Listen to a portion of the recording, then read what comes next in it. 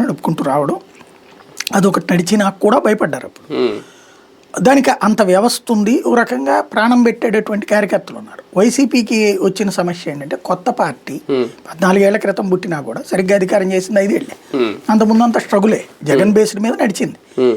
ఆ స్ట్రగుల్ టైంలో అధికారంలో ఉన్నప్పుడు మాకు ఏది 9 ఏళ్ళు మేము కష్టపడ్డాం, ఆ తర్వాత మాకు ఆ పదవులు రాలేదని అసంతృప్తితో ఉన్నటువంటి వాళ్ళు ఆ తర్వాత ఇప్పుడు మనకెందుకులే ఈ గోలంతా అనుకునేటట్టున్నారు. ఓ రకంగా చెప్పాలంటే చంద్రబాబు మీద ఉన్న అపారమైన ప్రేమ, లోకేష్ మీద ఉన్న అపారమైన ప్రేమ వైసీపీలో 10వ వంతు కూడా ఉండదు.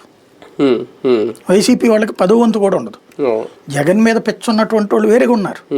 వాళ్ళు నాకు తెలిసి ఈడ్చిపెట్టేదాంతో 2-3 లక్షల మంది ఉంటారు. విపరీతమైన ప్రాణం పెట్టాడు. ఇంకోటి జగన్ని తప్ప ఇంకొకళ్ళని అంగీకరించిన వాళ్ళు 40% ఓటర్లు ఉన్నారు. ఇప్పుడు మొన్న బయటపడ్డట్టు ఇది కంటిన్యూ అవుద్దా లేదనేది జగన్ యాటిట్యూడ్ మీద ఆధారపడ్డాడు. కానీ మిగతా వాళ్ళల్లో చూసుకుంటే ఇప్పుడు పదవులు పొంది కూడా జగన్ వల్ల కీలకమైన పదవులు అనుభవించి కూడా ఏమాత్రం కృతజ్ఞత లేని వాళ్ళు ఎక్కువ ఉన్నారు.